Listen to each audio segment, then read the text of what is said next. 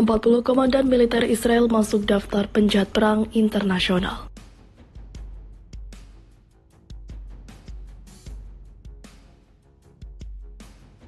All this process has begun by the politicians with all the divisions of the authorities of the military and the deep involvement of politicians in the military sphere itself.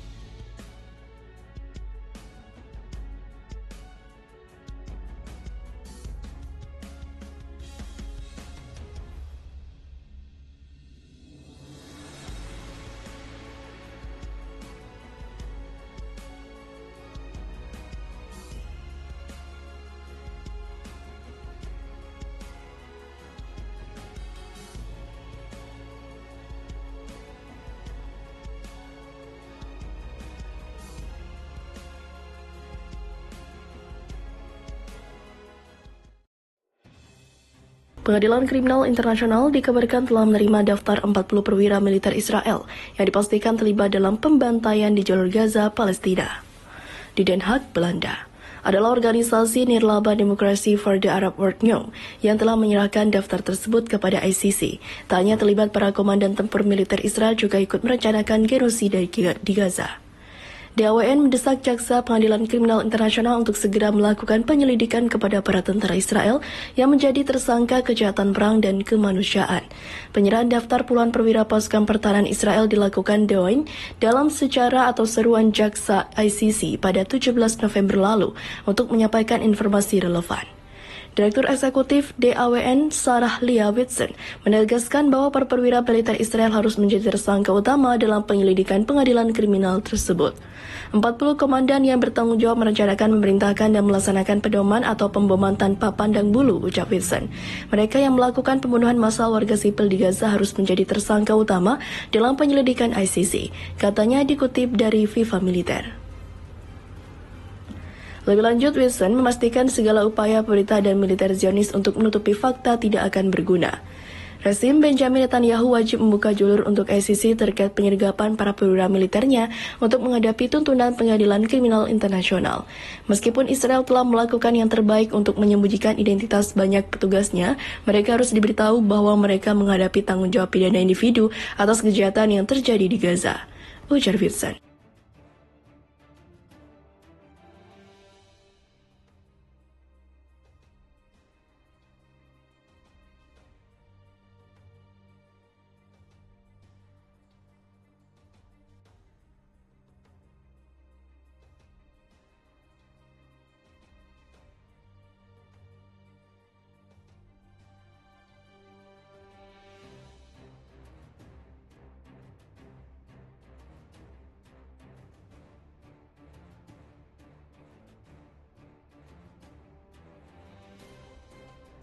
Gempar, puluhan tentara gugur Israel umumkan kalah telak di Gaza.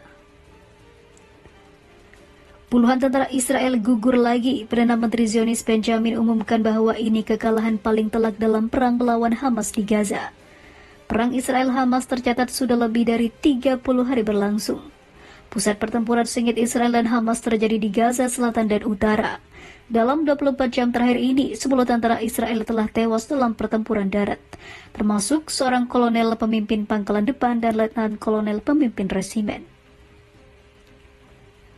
Reuters menyebut bahwa ini merupakan perang terburuk Israel sejak 31 Oktober. Saat itu 15 tentara Israel terbunuh dalam operasi penyergapan Hamas.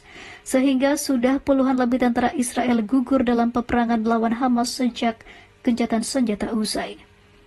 Dan hingga saat ini perang Israel-Hamas di Gaza masih terus berkecamuk. Jumlah tentara Israel yang gugur masih akan terus terjadi berlanjut semakin banyak.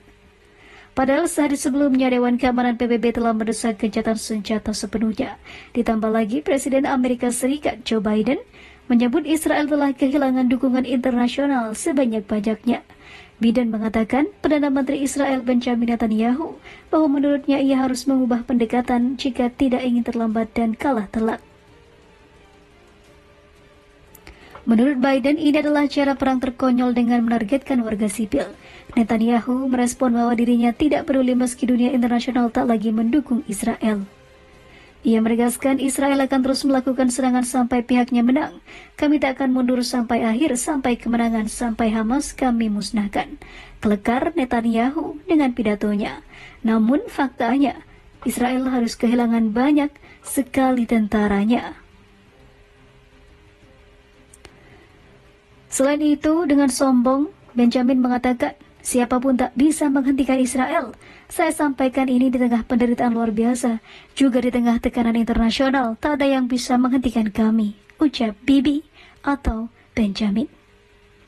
Reuters merinci bahwa tentara Israel yang tewas di medan perang terbanyak di distrik Seija di Gaza Utara.